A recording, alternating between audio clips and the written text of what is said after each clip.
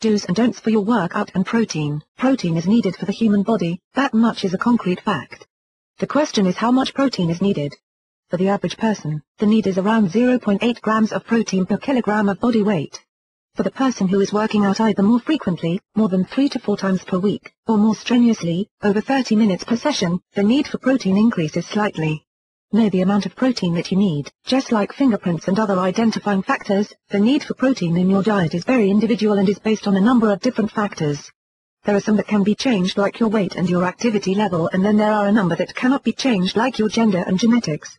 Only you know how much you actually exercise, which is important in figuring out your protein needs.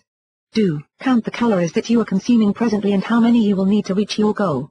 If you are trying to lose weight, for instance, you might need to decrease your calories by 500. However, it may be easier to decrease calories by 250 and then increase your workout to burn an additional 250 calories as well. Don't assume that you can just cut your calories and lose weight without taking into account your nutritional needs. Sure, you can eat a single 1200 calorie burger in a day and be within your calorie count, but you are also over your count for sodium, saturated fats and probably protein in the process. After eating a beastly meal like that in one sitting, you are less likely to want to work out at all. Don't assume that all of the protein that you eat is automatically heading to your muscles. Protein, like all other nutrients, can be stored in the body as fat, especially if too much is eaten at one time. The body typically only digests the first 30 grams of protein in a meal to the muscles and the rest is more likely to be stored. Do speak to a nutritionist about your calorie needs, especially if you have been having problems with your weight and would like to lose weight.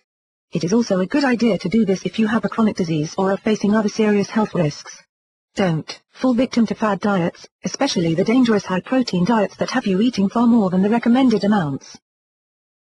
Timing protein and your workout correctly. Problems can occur when considering appropriate times to eat, how much you should eat, and what you should eat before your workout. If you don't eat enough, you will run out of energy before the end of your workout. On the other hand, if you eat too much, you will make yourself feel ill and may even throw up. How much you should eat depends on what kind of workout you are going to do. The suggestion for a yoga or other stretching-based workout is to eat only a very light meal 1 to 2 hours before practice begins.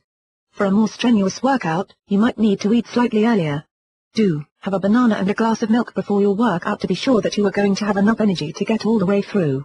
Don't ignore your body's signals. If your stomach is growling halfway through, you might need to eat slightly more before the next workout. On the other hand, if your stomach is cramping and uncomfortable, you might need to eat less.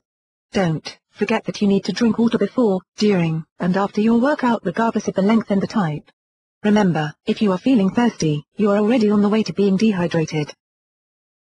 Do remember that there are several theories about what is best for an after-workout drink. For the average person, a glass of milk is a good choice, giving 9 grams of protein and 31% of the day's calcium. Another good choice is ProfectR from Protica, which gives 25 grams of protein for 100 calorie serving. For endurance athletes, a protein carbohydrate sport drink helps increase recovery after exercise and increases glycogen recovery as well. This drink decreases muscle fatigue and soreness while increasing vigor and performance. Don't forget that high-protein diets can lead to an increased risk of dehydration both before and after a workout, even in highly trained athletes. In a study of endurance athletes, 3 levels of protein were given: a low, 68 grams, moderate, 123 grams, and high, 246 grams, equal to around 30% protein per day.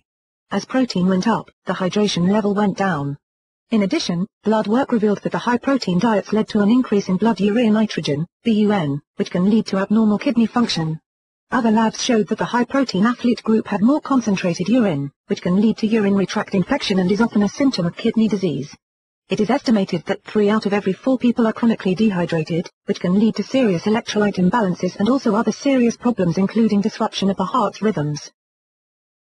Protein is not all you need. While protein is an important nutrient, you also need the others. These include carbohydrates and fats and should be included in your balanced diet. Do eat a diet that has the right amount of complex carbohydrates, lean proteins, and healthy fats.